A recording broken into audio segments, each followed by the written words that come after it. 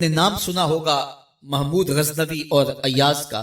ان کا باہم محبت کا رشتہ بہت گہرا تھا. ایاز ٹوٹ کے چاہتا تھا بادشاہ کو. اب دیگر مصاحبین حسد کرتے تھے، بغض رکھتے تھے. وہ کہتے تھے یہ کوئی کیا اس میں کرشمہ اور کمال ہے کہ بادشاہ اس کو اتنا ہی چاہتا ہے. تو بادشاہ جب ان وزراء کا، مشیروں کا حسد حد سے بڑا ہوا دیکھا تو ایک دن سب کو اپنے دربار میں حاضر کیا. دربار میں ایک تالاب تھا تو اس میں مٹھی بھر کے موتیوں کی پھینک دی اور ایک وزیر کو کہا کہ یہ موتی نکال کے لاؤ اور یہ خیال کرنا کہ تمہارا لباس بھی، تمہارا بدن بھی نہیں بھیگنا چاہیے. تو سب نے کہا کہ یہ عجیب بات ہے کہ حوض کی تہ سے موتی نکال کے لائیں اور لباس بھی نہ بھیگے اور بدن بھی نہ بھیگے، یہ تو لازمی ہوگا. پھر دوسرے وزیر کو کہتا کہ یہ موتی نکال کے لاؤ، تمہارا لباس بھی نہیں بھیگنا چاہیے، تمہارا بدن بھی نہیں بھیگنا چاہیے. تو وہ آگے سے حجت کرتا یہ کیسے ہو سکتا ہے کہ بدن بھی اور لباس بھی نہ بھیگے اور موتی بھی نکال لاؤں. تیسرے کو، چوتھے کو، پانچویں کو، ہر ایک آگے سے حجت کرے یہ کیسے ہو سکتا ہے. پھر ایاز آ گیا تو بادشاہ نے ایاز کو کہا کہ یہ موتی نکال کے لانے ہیں اور تمہارا لباس بھی اور تمہارا بدن بھی نہیں بھیگنا چاہیے. ایاز نے فوراً چھلانگ لگائی اور موتی نکالے. جب باہر نکلا تو بدن اور لباس پانی سے نچڑ رہا تھا. تو ایسے موتی بادشاہ کو پیش کیے اور بدن کپ کپا رہا تھا. تو بادشاہ بڑے غصے سے کہا کہ ایاز تمہارا بدن بھیگ گیا، تمہارے کپڑے بھی بھیگ گئے. میں نے کہا تھا لباس بھی نہیں بھیگنا چاہیے، کپڑے بھی نہیں بھیگنے چاہیے. تو ایاز بڑی لجاجت سے عرض کرنے لگا بادشاہ سلامت، آپ کے دو حکم تھے.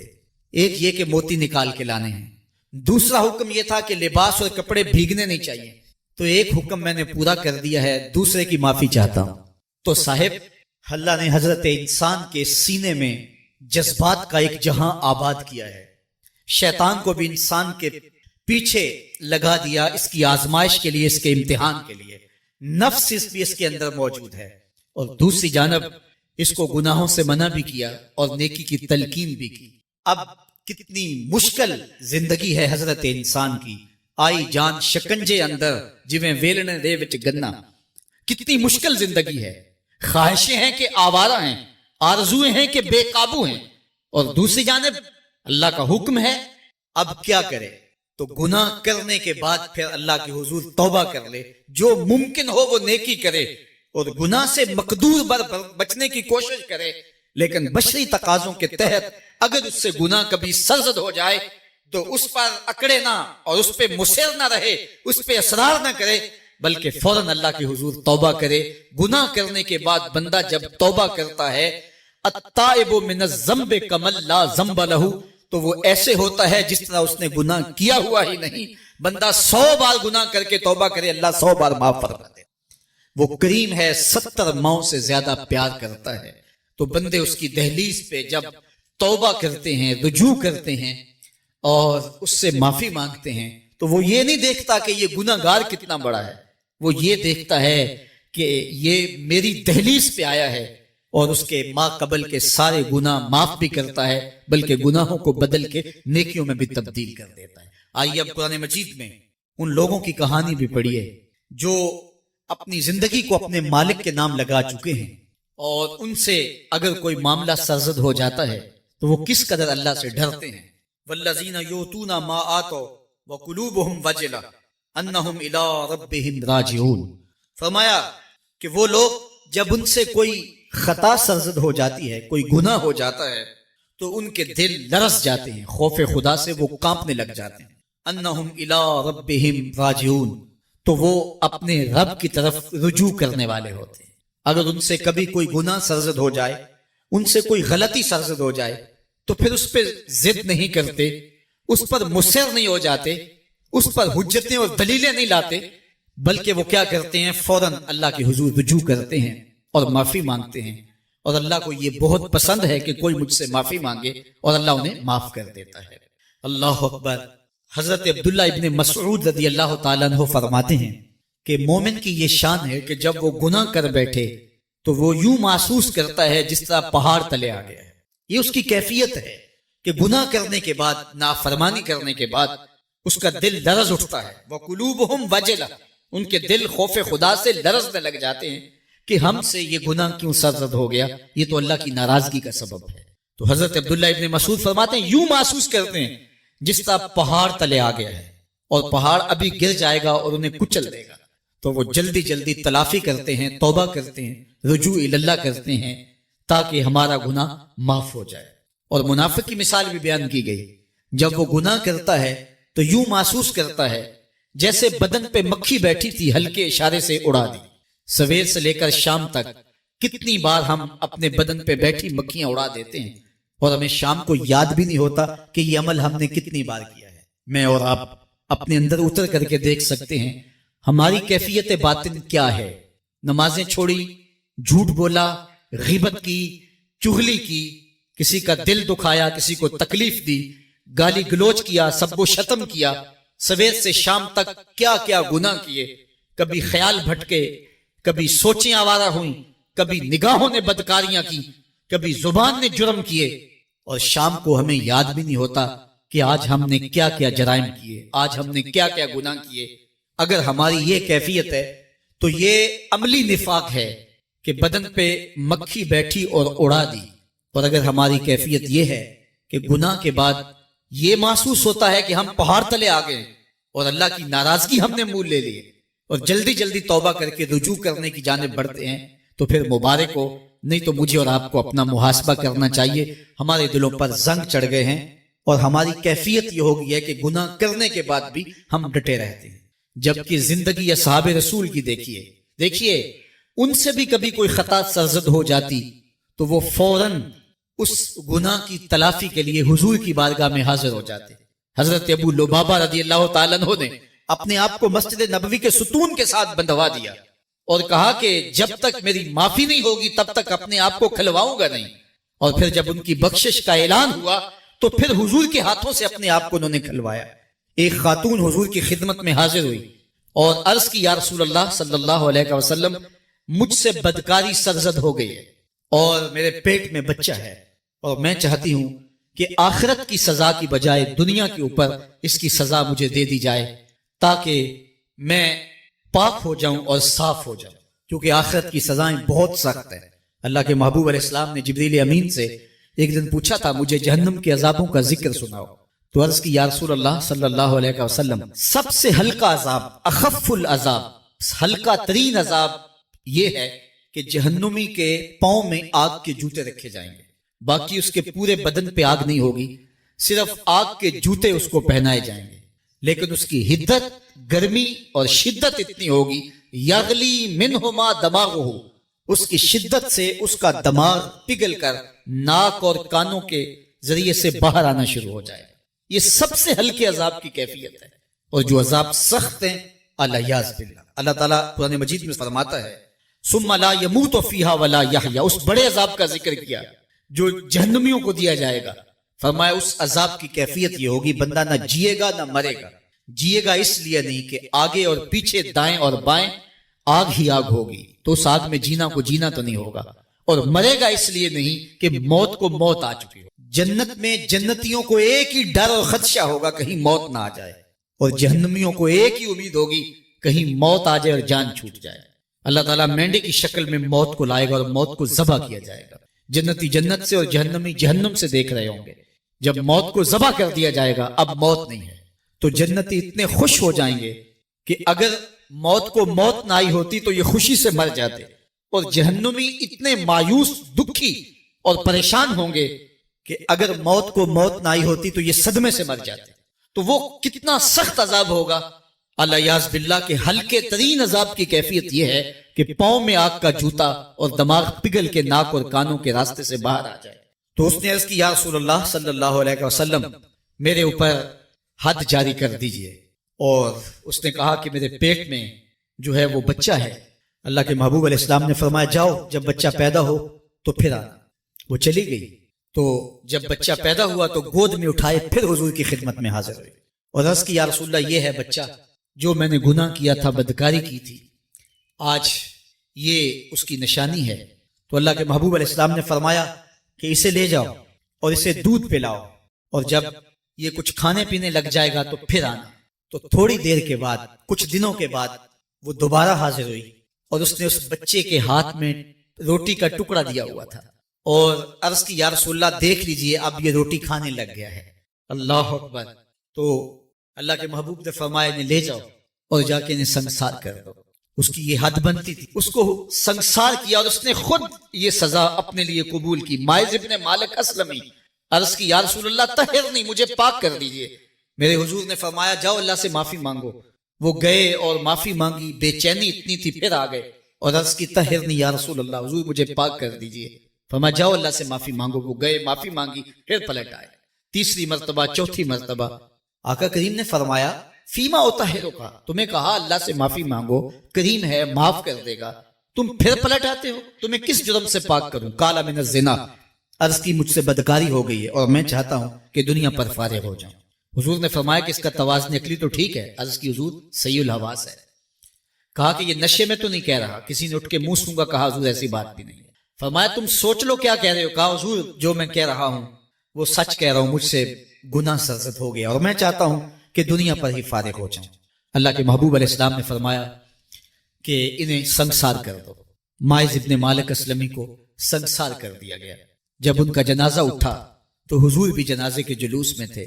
کسی کی زبان سے نکلا لو ماعز نے گناہ کیا تھا، بس یہ بات سننے کی دیر تھی، اللہ کے محبوب کے چہرے پہ جلال آ گیا۔ فرمایا خبردار اگر کسی نے میرے ماعز پہ بات کی، میرے ماعز نے ایسی سچی توبہ کی ہے اگر روئے زمین کے تمام مسلمانوں میں بانٹ دی جائے لکفاہم، سب کی مغفرت ہو جائے، کہ انہوں نے اپنے آپ کو خود پیش کیا ہے۔ اب ماعز ابن مالک کا جنازہ اللہ کے رسول نے خود پڑھایا، بلکہ مسلم کتاب الحدود میں ہے کہ ان کے جنازے کے دوسرے دن یا تیسرے دن حضور ان کے ہاں تشریف لے گئے، اور جب آقا گئے وہم جلوسن، تو لوگ وہاں بیٹھے ہوئے تھے، تو میرے آقا نے فرمایا استغفروا لماعز، ماعز کے لیے بخشش اور مغفرت کی دعا کر۔ تو یہ بات ذہن نشین کیجئے کہ یہ وہ لوگ تھے کہ جن سے کبھی کوئی گناہ سرزد ہو جاتا تو وہ جلد توبہ کرتے، اور اس کی بڑی سے بڑی حد اور سزا بھی ہوتی تو وہ بھی کاٹنے کے لیے تیار ہو جاتے۔ میں اور آپ دیکھیں کہ ہماری زندگی میں اگر گناہ ہیں اور ہمیں سچی توبہ کی توفیق بھی نصیب نہیں ہے تو پھر ہم سوچ لیں کہ ہم کہاں کھڑے ہیں۔ دیکھیے اللہ دلوں کے بھید جانتا ہے۔ سچی توبہ یہ ہے کہ جو کیے پر ندامت ہو اور آئندہ نہ کرنے کا عزم مصمم ہو، پکا ارادہ ہو کہ یہ گناہ زندگی میں دوبارہ نہیں کروں گا۔ الگ بات ہے کہ پھر دوبارہ اس سے سرزد ہو جائے، لیکن جب وہ توبہ کر رہا ہو تو اس وقت اس کا پختہ عزم ہو اور اس کے دل کے کسی گوشے میں نہ ہو کہ چلو میں توبہ کر لیتا ہوں اور پھر ہو گیا تو پھر کر لوں گا۔ پکا عزم ہو کہ دوبارہ یہ گناہ نہیں کروں گا۔ اور اگر زبان سے توبہ توبہ کر رہا ہو اور دل میں ہو کہ ٹھیک ہے یہ تو صبح بھی مجھ سے عمل بد سرزد ہونا ہے، تو اللہ تعالیٰ سے یہ مذاق کرنے والی بات ہے، اور اللہ تعالیٰ سے جو مذاق کرتا ہے وہ کہاں کھڑا ہے وہ خود سوچ لے۔ وہ کیا کسی نے کہا تھا کہ توبہ کی پھر توبہ کی پھر توبہ کر کے توڑ دی، میری اس توبہ پہ توبہ توبہ توبہ کر اٹھی۔ تو ایسی توبہ نہیں ہے کہ جو رسماً کسی مجلس میں چلے گئے، کسی اجتماع میں چلے گئے تو سب لوگوں نے توبہ توبہ کی تو وہ بھی توبہ توبہ کرتا رہا، لیکن اس کا عزم مصمم پختہ ارادہ نہیں تھا گناہوں کو چھوڑنے کا، تو یہ توبہ نہیں، یہ مذاق ہے۔ اس لیے اللہ کے حضور سچی توبہ یہ ہے کہ ما قبل کے گناہوں سے ندامت پیدا ہو جائے اور سچے دل سے ارادہ کیا جائے، پختہ عزم کیا جائے کہ دوبارہ میں یہ گناہ نہیں کروں گا۔ یہ الگ بات ہے کچھ عرصے بعد اس سے پھر سرزد ہو جائے، پھر وہ گناہ ہو جائے تو پھر وہ پکی توبہ کرے، تو 100 بار بھی گناہ کرے گا، 100 بار بھی توبہ کرے گا، اللہ 100 بار قبول کرے گا۔ لیکن اندت توبہ اس کا عزم مصمم ہونا چاہیے، اس کا عزم پختہ ہونا چاہیے۔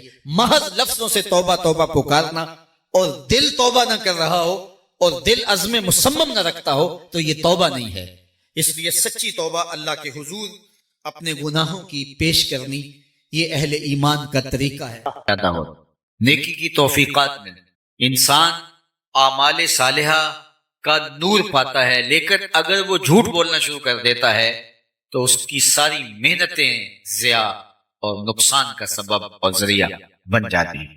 اس لیے ہمیں اپنی زندگی میں کبھی بھی جھوٹ کو داخل نہیں ہونے دینا چاہیے، چاہے سچ بول کر ہمیں کتنا ہی نقصان کیوں نہ اٹھانا اور جھوٹ کا کتنا ہی فائدہ کیوں نہ ہو، ہمیں اس فائدے پر نظر نہیں رکھنی چاہیے، ہمیں ہمیشہ سچ کو شعار بنانا چاہیے۔ ایک حدیث پاک میں آتا ہے جب کوئی شخص جھوٹ بولتا ہے تو اس کے منہ سے بدبو نکلتی، عام لوگ تو اس کو محسوس نہیں کر پاتے، لیکن اللہ کے نورانی حساس رحمت والے فرشتے اس منہ سے نکلنے والی سمیل کو محسوس کرتے ہیں اور ایک میل پیچھے ہٹ جاتے ہیں۔ جو فرشتے ہمارے گھروں میں ہمارے حصے کی رحمتیں دینے کے لیے آ رہے ہوتے ہیں، رحمت کی ڈلیوری ہمیں دینے آ رہے ہوتے ہیں، تو وہ جھوٹ کی وجہ سے ایک میل پیچھے ہٹ جاتے ہیں۔ اور مجھے بتاؤ، جس گھر میں باپ بھی جھوٹ بولے، ماں بھی جھوٹ بولے، بہنیں بھی جھوٹ بولیں، بچے بھی جھوٹ بولیں، بہویں بھی جھوٹ بولیں، صبح دوپہر شام جھوٹ ہی جھوٹ ہو، اس گھر سے تو بدبو کے ببھوکے اٹھ رہے ہوں گے۔ فرشتے کئی کئی میل باہر وہ خیر کے برکت کے پارسل لیے ہمارے حصے کے شہر سے باہر کھڑے ہوں گے کہ آگے جا کیسے پائیں، آگے تو عفونت پھیلی ہوئی ہے بدبو کی وجہ۔ اب ہوا کیا کہ ہمارے حصے کی جو رحمت فرشتوں نے لے کے آنی تھی، وہ بدبو کی وجہ سے فرشتے آگے آ نہیں پا رہے، اور ہم کو اتنا موقع ان کو نہیں دے رہے کہ ماحول میں پاکیزگی آ جائے اور وہ اندر آ جائیں۔ ہم ابھی پہلی بدبو ختم نہیں ہونے پاتی کہ پھر جھوٹ بول کے نیا تعفن پھیلا دیتے ہیں، اور اب گھر کے اندر بے برکتی، نحوست۔ اب ہم بھاگے عاملوں کے پاس، تو عامل تو بیٹھا ہی ٹھیا لگا کہ اسی کام کے لیے، وہ اگر کہے گا میاں تمہارے گھر میں جھوٹ ہے اس وجہ سے بے برکتی، تمہارے گھر میں مصلی نہیں بچتا اس کی وجہ سے بے برکتی ہے، تمہارے گھر میں قرآن نہیں کھلتا اس کی وجہ سے بے برکتی ہے، وہ کیوں بتائے گا؟ وہ تو کہے گا تم وقت پہ آگے ہو، اگر تم 2 گھنٹے بھی لیٹ ہو جاتے تو یہ تعویذ چل جانا ہے۔ اب اتنے منگل، اتنے اتوار، اتنے بدھ، اتنی جمعرات آپ کو میرے پاس آنا پڑے گا۔ اور میں نے دیکھا کیا شریف لوگ اور انتہائی اچھے خاندانوں کی خواتین بھی جا کے ایسے مکرو لوگوں کے پاس کھڑے ہوتے ہیں، بیٹھے ہوتے ہیں، جنہیں بیچاروں کو وضو کا طریقہ بھی نہیں آتا، اور یہ اپنے درد کا مداوا اس سے ڈھونڈ رہے ہوتے ہیں جو خود مریض ہے، جو خود جھوٹ کے اوپر جس کے کاروبار کی بنیاد ہے۔ تو ہم کبھی بھی سکون نہیں پا سکتے اگر ہماری زندگیوں کے اندر سچائی داخل نہیں ہو۔ میلاد النبی صلی اللہ علیہ وآلہ وسلم کی اس عالی شان مجلس رحمت میں آنے والوں، عزم کر کے جاؤ کہ زندگی جھوٹ سے نہیں سچ سے عبارت ہوگی۔ دیکھنا آپ کے دل کو اس کی تسکین کتنی نصیب ہوتی، اس کا قرار جو باطن کو نصیب ہوتا ہے، وہ کیا آپ کے لیے راحت جان کا سبب و ذریعہ ہوتا ہے۔ تو سچائی کے ساتھ جڑنا سب سے پہلی بات اللہ کے محبوب نے ارشاد فرمائی۔ پھر دوسری بات ارشاد فرمائی کہ امانت میں خیانت نہیں کرو گے۔ اگر تم یہ چاہتے ہو کہ اللہ اس کے رسول سے محبت کرو اور اللہ اور اس کا رسول تم سے محبت کرے، تو کبھی خیانت نہیں کرو امانت کے اندر جو تمہارے پاس رکھی گئی۔ اور ہم تو قرض لے لیں تو دعا مانگ رہے ہوتے ہیں کہ جس سے قرضہ لیا وہ فوت ہی ہو جائے، اور قرضہ واپس لینے کے لیے اس کو دلیلیں دینی پڑتی ہیں کہ میاں مجھے ضرورت پڑ گئی ہے اس لیے تجھ سے مانگ رہا ہوں، اور وہ پھر فون بھی نہیں اٹھا رہا ہوتا، حالانکہ اس نے قرض لیا ہوتا ہے، اس کے اوپر لازم ہے اس کو لٹائے۔ لیکن ہم لوگوں سے لیا ہوا قرضہ ہڑپ کر جاتے ہیں، لوگوں کی جائیدادوں پہ قبضہ کر جاتے ہیں، لوگوں کی زمینوں پہ قبضہ کر جاتے ہیں، دیوار رکھتے ہوئے ہمسائے کا کہ 2 انچ دبا لینا فن سمجھتے ہیں، جبکہ کسی نے 1 بالشت برابر کسی کی زمین ہتھیائی، یعنی 1 بالشت کے برابر یہ کتنی ہوتی ہے، اتنی کسی کی زمین ہتھیا لی، کل قیامت کے دن 7 زمینوں کا توق بنا کے اس کے گلے میں ڈال دیا جائے۔ آج ہم اگر کسی سے خیانت کرتے ہیں، کسی کا مال دبا لیتے ہیں، کسی کی امانت ہڑپ کر جاتے ہیں، تو آج وہ سول کورٹ میں چلا جاتا ہے، سیشن کورٹ میں چلا جاتا ہے، ہائی کورٹ میں چلا جاتا ہے، سپریم کورٹ میں چلا جاتا ہے، سنوائی نہیں ہوتی مظلوم کی، اور وہ طاقتور ہے، پیسے دے کے، مال دے کے، وہ رشوت دے کے، اثر و سلوک کے ذریعے سے، سفارش کے ذریعے سے جیت جاتا ہے، تو کیا کام ختم ہو جائے گا؟ نہیں، اللہ نے ایک عدالت رکھی ہوئی ہے جو سب سے آخر میں لگے گی، وہاں ایک ایک چیز کا فیصلہ ہونا ہے، وہاں ترازو کے دونوں پلڑے صحیح تولتے ہیں، وہاں کسی کی سفارش نہیں چلتی، اور نہ ہی کوئی مکر و فریب سے، دجل و تلبیس سے تگڑا وکیل کر کے اس کے ذریعے سے جو ہے وہ دھوکہ کر سکتا ہے، وہ دن آنے والا ہے۔ اور اس وقت سکہ رائج الوقت کیا ہوگا؟ آج تو کسی کا کوئی ہم حق مار لیں تو پیسے دے کے جان چھڑا لیتے ہیں، قیامت کے دن تو پیسہ کسی کے پاس نہیں ہوگا، سارے پیسے یہاں چھوڑ جائیں گے، قیامت کے دن ساری زمینیں دولتیں یہاں چھوڑ جائیں گے، خزانے، مال، مویشی سب یہاں چھوڑ جائیں گے، وہاں تو کچھ بھی نہیں ہوگا ہمارے ہاتھ میں۔ کیا ہوگا؟ وہاں سکہ رائج الوقت اعمال ہوں گے۔ اگر کسی نے کسی کا حق غصب کیا ہوگا تو اس کے بدلے کے اندر چھٹنے کے لیے اس کو اپنے عمل دینے پڑیں گے، اور اگر عمل دے کے بھی جان نہ چھوٹتی ہوئی تو اس کے گناہ لینے پڑیں گے۔ اور اگر کسی نے کسی کے 3 پیسے دبائے، 3 روپے نہیں، 3 پیسے دبائے، اس کے عوض میں اس کو 700 نمازیں جو جماعت کے ساتھ پڑھی ہیں وہ دینی پڑیں گے. صرف 3 پیسوں کے عوض 700 نمازیں عمل کی اس کے بدلے میں دینی پڑیں گی، تب وہ 3 پیسوں کا حساب برابر ہوگا. اور جو لاکھوں دبا چکا ہے، میں تو حساب کر رہا تھا ایک دن کہ اگر 2-3 ہزار روپے بھی اگر کسی نے دبا لیے تو ساری زندگی کے عمل، نمازیں، حج، عمرے سب کچھ چلا جائے گا. تو سب سے پہلے ہمیں اپنی آخرت کو صاف کرنا ہوگا اور اپنے انجام اور معال کار کی بہتری کے لیے کوشش اور محنت کرنی ہوگی. یہ زندگی بڑی تیزی کے ساتھ گزر رہی اور میں اور آپ لمحہ لمحہ موت کے قریب ہو رہے ہیں، تو کہیں مغالطے میں نہ رہیے گا.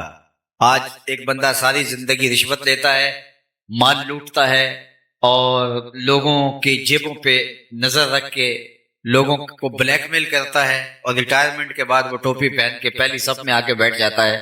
اللہ اس کے سجدے قبول کر دے، مجھے کیا اعتراض ہے. لیکن جو لوگوں کو دیے گئے چکر ہیں، لوگوں کا لوٹا ہوا مال ہے، وہ بہر صورت اس کو ادا کرنا پڑے گا. یہاں نہیں اگر کرتا تو قیامت کے دن اس کو بہر صورت ادا کرنا پڑے گا. وہ دن آنے والا ہے، ثم لتسألن یومئذ عن النعیم.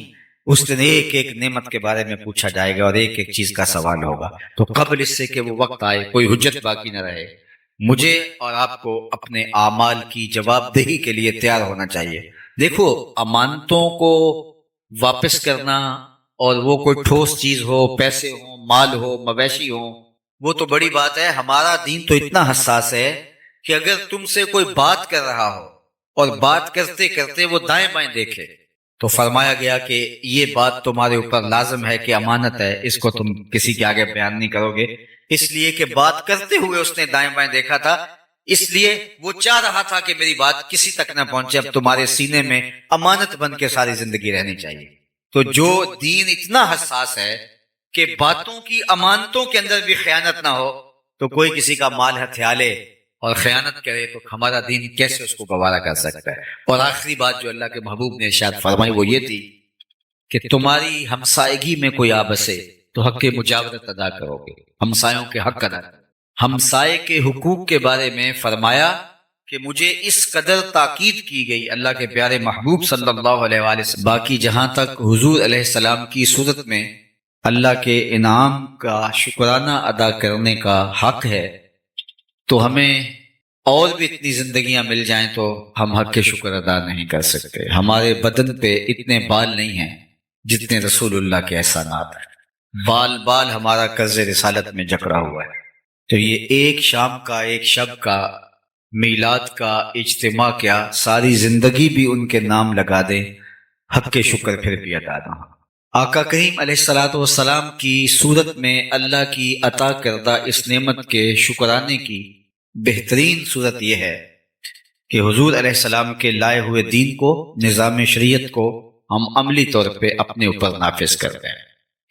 اس سے اللہ اور اس کے رسول کی محبت ہمیں حاصل ہو پائے.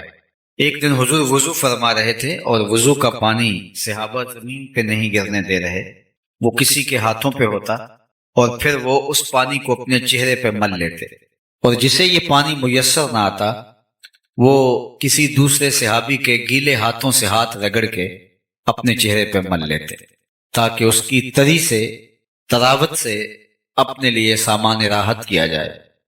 تو آقا کریم نے صحابہ کی اس محبت کو دیکھا تو ارشاد کیا کہ ما یحملکم علی ھذا، اے صحابہ تمہیں اس بات پر کس نے ابھارا ہے کہ تم میرے وضو کے پانی کو بھی زمین پہ نہیں گرنے دیتے، چونکہ اس کا حکم حضور نے نہیں دیا تھا، ارشاد نہیں کیا تھا کہ میرے وضو کے پانی کو زمین پر نہ گرنے دینا. یہ صحابہ کا اپنا جذبہ محبت تھا.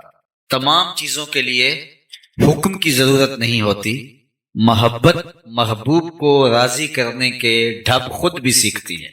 محبت خود محبوب کی منشا، محبوب کی رضا، محبوب کی خوشنودی اور ادب کی رعایت بجا لانے کے طریق خود دریافت کرتی ہے. اور صحابہ کی زندگی میں یہ ایک بار نہیں ہوا، کئی بار ہوا. صلح حدیبیہ کے موقع پر بھی یہ منظر دیکھنے کو ملا جس پر عروہ بن مسعود الثقفی نے اعتراض کیا تھا، کتب حدیث میں موجود ہے.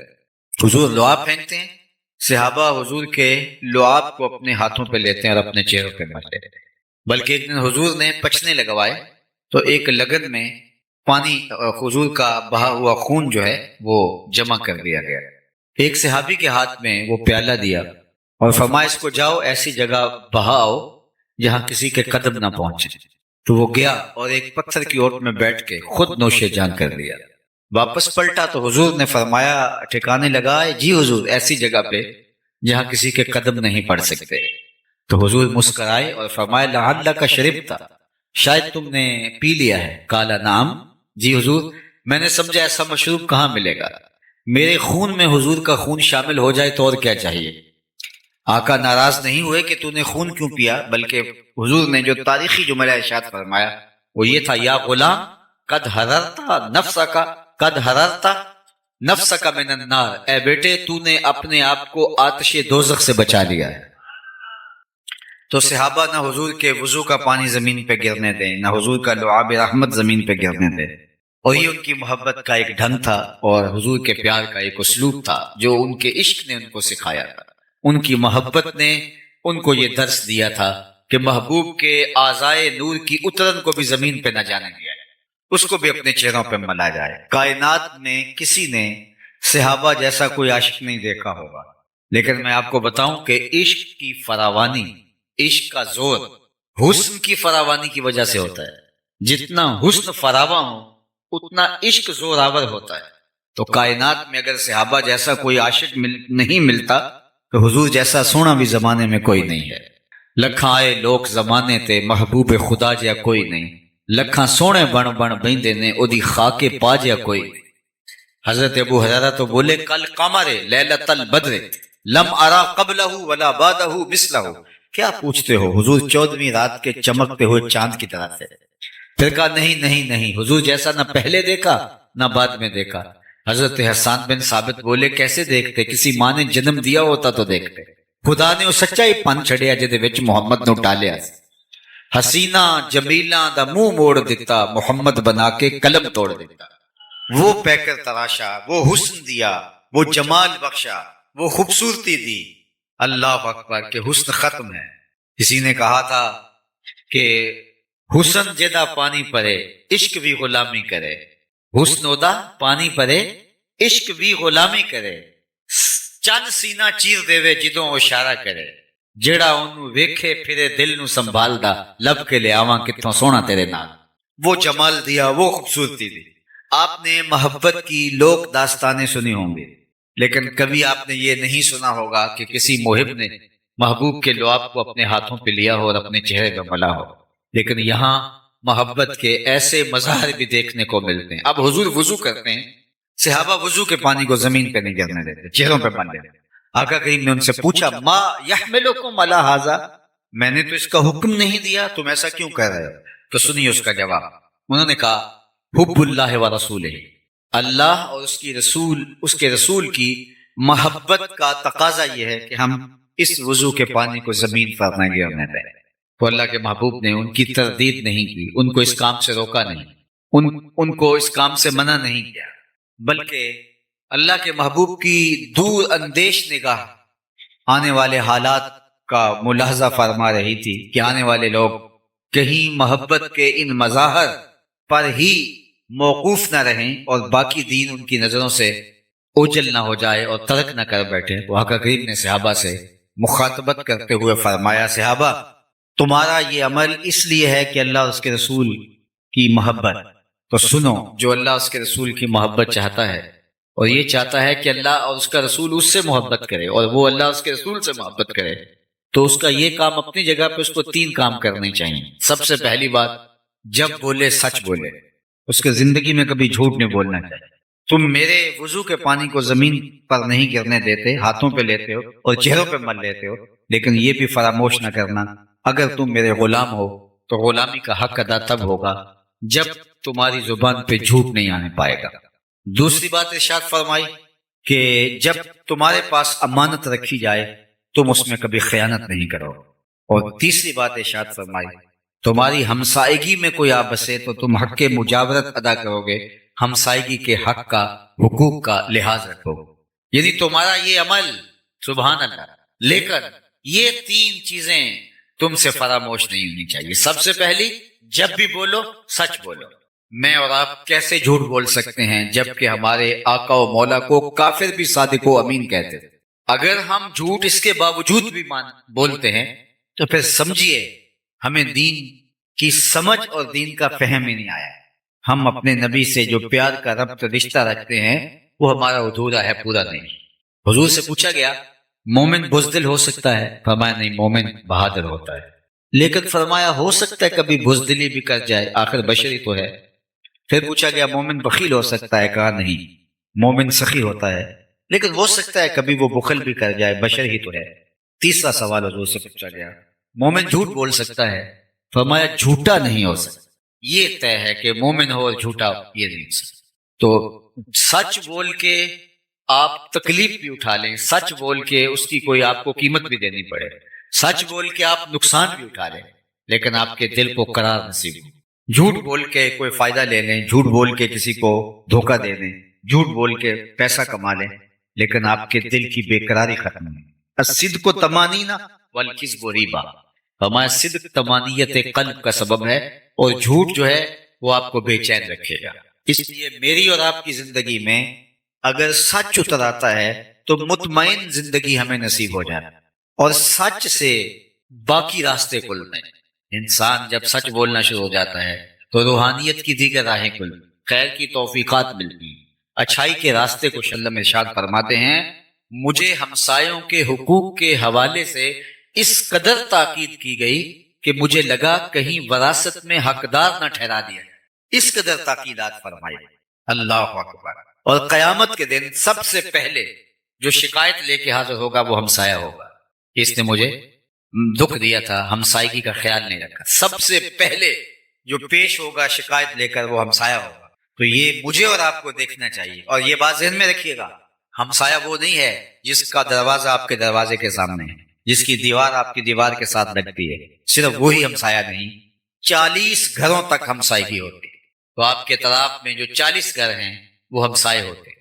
تو اگر اس یونٹ کو ہم سنبھال لیں اور 40 گھر جو ہمسائے بنتے ہیں وہ ایک دوسرے کا خیال رکھنا شروع کر دیں، اور وہ اپنے اوپر لازم قرار دے دیں کہ ہم اپنے ہمسایوں کا خیال کرنا ہے، ان کی بیٹیاں جوان ہیں تو وہ ہماری بیٹیاں ہیں، ان کے ہاتھ ہم نے پیرے کرنے، اگر وہ غریب ہے، بچے بڑے ہو رہے ہیں اور وہ تعلیم پانے کی اہلیت نہیں رکھتے، مالی اسباب ایسے نہیں ہیں، تو ہمسایوں کی ذمہ داری ہے کہ وہ ان کی تعلیم کا بندوبست کرے۔ اگر اس یونٹ کو ہم سنبھال جائیں تو میں سمجھتا ہوں کہ یہ یونٹ ایسا ہے جو معاشرہ کھڑا کرے، اور 2-3 جو ہمسائیگی کے دائرے ہیں یہ مل کر ایک مسجد کا نظام بنتا ہے۔ 100-125 لوگوں کے گھروں کے اندر ایک مسجد ہوتی ہے، اور مسجد کی انجمن ساری نظر مولوی صاحب کے اوپر رکھنے کی بجائے محلے کے غریبوں پر، لاچاروں پر، کمزوروں پر، بیوگان پر، اراملہ پر، مساکین پر، یتامہ پر، کمزوروں پر رکھیں، اور وہ مل جل کر کے اس محلے کو ایک دوسرے کے لیے ہمدردی ایثار کے جذبوں سے بھر دیں، تو ایک صالح اور پاکیزہ معاشرہ ترتیب پائے۔ اور آپ اپنی زندگیوں میں اگر غور و فکر اور تدبر کریں تو ہم اپنی ذاتی زندگی جی رہے ہوتے ہیں، ہمیں اپنے ہمسایہ سے کوئی غرض نہیں ہوتی، اور جس کا عملی نتیجہ کیا ہے کہ ایک نہ صالح معاشرہ بن سکا اور نہ ہی مطمئن معاشرہ بن سکا، اور جس کا نتیجہ یہ ہے کہ بس ہم ایک خود غرض معاشرے کے ایک فرد ہیں جو ہجوم کے اندر رہ کے بھی تنہائی کا شکار ہے۔ تو ہمیں دوبارہ اپنے آپ کو دیکھنا ہوگا، دین کو دوبارہ سمجھنے کی کوشش کرنا ہوگا، دوبارہ ریوزٹ کرنا ہوگا دین، کیونکہ ہم ممبر و محراب سے عمومی طور پہ فضائل کے باب ہی سنتے سنانے کے عادی ہو گئے ہیں، لیکن ہمیں دوبارہ خود بھی غور کرنا ہوگا کہ ہمارے دین نے ہمیں رشتہ داروں کے حقوق دیے ہیں، ہمسایوں کے حقوق دیے ہیں، ماں باپ کے حقوق دیے ہیں، بلکہ حضور نے فرمایا راستوں میں نہ بیٹھا کرو۔ عرض کی حضور یہ تو ہمارے بیٹھنے کی جگہ ہیں، فرمایا پھر اس کا حق ادا کرو۔ عرض کی حضور حق الطریق کیا ہے؟ فرمایا امر بالمعروف نہی عن المنکر، اور راستے میں گری پڑی کوئی چیز اٹھانا تاکہ راستے کی رکاوٹ ختم ہو، اور اگر کوئی بھٹکا ہوا شخص ہو تو اس کو راستہ دکھا۔ اگر تم یہ حق ادا کرنے کی اہلیت رکھتے ہو پھر تمہیں حق ہے کہ تم راستے میں بیٹھ سکو، ورنہ تم راستے کے اندر جو ہے وہ نہیں بیٹھ سکتے۔ تو آج میں اور آپ اپنی زندگی پہ ضرور غور کریں۔ یہ میلاد النبی صلی اللہ علیہ وآلہ وسلم ہمیں نئے سرے سے ایک جذبہ، ایک نئی زندگی، نیا بانک پن، دین کے ساتھ تعلق، حضور کے ساتھ محبت کے رشتے کے استحکام کا ذریعہ بن کے دوبارہ طلوع ہوتی ہے۔ تو آئیے میں اور آپ آج کے اس اجتماع کے اندر یہ عزم کر کے اٹھیں کہ آج کے بعد زندگی میں جھوٹ نہیں بولیں گے، اور یہ کوئی مشکل نہیں ہے۔ اگر انسان عزم کر لیتا ہے اللہ مدد فرماتا ہے۔ مجھے نہیں پتا اس آپ کے علاقے کی آبادی کتنی ہے، 1 لاکھ نفوس ہیں، 2 لاکھ نفوس ہیں، یا کم ہیں یا زیادہ ہیں، اور اس میں سے یہ چند ہزار لوگ ہیں۔ لیکن اگر یہ چند ہزار لوگ بھی عزم کر لیں کہ ہم جھوٹ نہیں بولیں گے، کل سے ہی آپ کا علاقہ بدلا بدلا دکھائی دے گا۔ ہمیں عزم کرنا ہوگا۔ لیکن اگر ہمارا کام صرف سننا ہے اور چلے جانا ہے تو یہ تو ہم مدتوں سے سنتے آئے ہیں، بڑے بڑے جلسے ہوتے ہیں، سنتے ہیں، نعرے لگاتے ہیں، واپس آ جاتے ہیں، تو اس سے ہم نے لیا کیا، اخذ کیا کیا، حاصل کیا کیا؟ مجھے بتائیے، آپ کسی دعوت میں جائیں اور کھانے دیکھ کے آ جائیں تو اس سے آپ کی پیاس مٹ جائے گی، بھوک مٹ جائے گی۔ آپ جب کسی کھانے کی مجلس میں جاتے ہیں تو اپنی ضرورت کے مطابق آپ حلق سے نیچے اتارتے ہیں، تو آپ جب اس مجلس کے اندر آئے ہیں تو پھر عمل کا حصہ لینا چاہیے۔ صحابہ حضور سے 10 آیات سیکھتے تھے، اگلی 10 پر تب عمل کرتے تھے، 10 تب سنتے تھے جب پہلی 10 پہ عمل ہو جایا کرتا۔ تو مجھے بھی اور آپ کو بھی عمل کی طرف بڑھنا ہوگا، کیونکہ نماز عشاء کا وقت ہوا چاہ رہا ہے اور میں اپنی گفتگو کو طوالت نہیں دینا چاہتا۔ اللہ کی بارگاہ میں آپ سارے لوگوں کی آمین کے ساتھ دعا ہے کہ اللہ تعالی ہمیں ان چیزوں پہ توفیق عمل عطا فرمائے۔ باقی بالکل آپ کے جہاں تشریف فرمائے، اس کے ساتھ المصطفیٰ اسلامک سینٹر، ہمارے عالم مرتبت مبلغ علامہ وحید مصطفی صاحب نے بہت محنتوں کے ساتھ یہ قائم کیا، اور اب یہ ضروری تعمیرات کے ساتھ منصہ شہود پہ آ گیا۔ تعلیم و تعلم کا باقاعدہ سلسلہ بھی وہاں جاری ہے، اور مزید اس کی توسیعات بھی جاری ہیں۔ تو میں آپ سے کہوں گا کہ صرف یہ ایک دن کے لیے یہاں جمع ہو کر کے اپنے جذبوں کا اظہار نہ کیجیے، بلکہ اس مرکز کے ساتھ عملی طور پہ وابستہ ہو جائیے۔ اس مرکز میں آ کے سیکھیے، اپنے بچوں کو داخل کروائیے، مالی اعانت کیجیے، اخلاقی مدد کیجیے، اور جو ہے وہ یہ مرکز اس پورے علاقے کے لیے رشد و ہدایت کا، خیر و برکت کا ضامن بن کے ابھرے۔ اللہ ہمارے عالی مرتبت محترم جناب قاری عبدالوحید صاحب کو بہتر جزا عطا فرمائے، اور ان کے رفقائے کار، ان کے دوست احباب، اراکین انجمن، اللہ ان کو بھی جزائے خیر دے کہ وہ اس مرکز کو آگے لے جانے کے لیے اپنی تمام تر صلاحیتوں کو بروئے کار لائیں۔ والسلام علیکم ورحمۃ اللہ وبرکاتہ۔ اللہم صلی علی سیدنا و مولانا محمد معدن الجود والکرم وآلہ وصحبہ وبارک وسلم۔ اللہ اٹھے ہوئے ہاتھ کبھی بھی خالی نہ موڑنا، پھیلی ہوئی جولیاں رحمتوں سے بھر دینا، بخت کی بہاریں نصیب فرمانا، آنے والوں کو واپس گھروں میں پہنچنے سے پہلے پہلے اس اجتماع کی برکت نصیب فرمانا۔ اے اللہ اس مرکز کو قیامت تک آباد رکھنا، ہر خیر ہر برکت علامہ صاحب کی جھولیوں میں ڈال دینا، ہمارے جملہ منتظمین کی خیر فرمانا۔ جس شوق فراواں کے ساتھ یہ لوگ تشریف لائے، جو خیر کے نیک عزائم کیے، اللہ اس پر توفیق عمل عطا فرمانا۔ وصلی اللہ تعالی علی النبی الامین وآلہ واصحابہ اجمعین برحمتک یا رب۔ سلام۔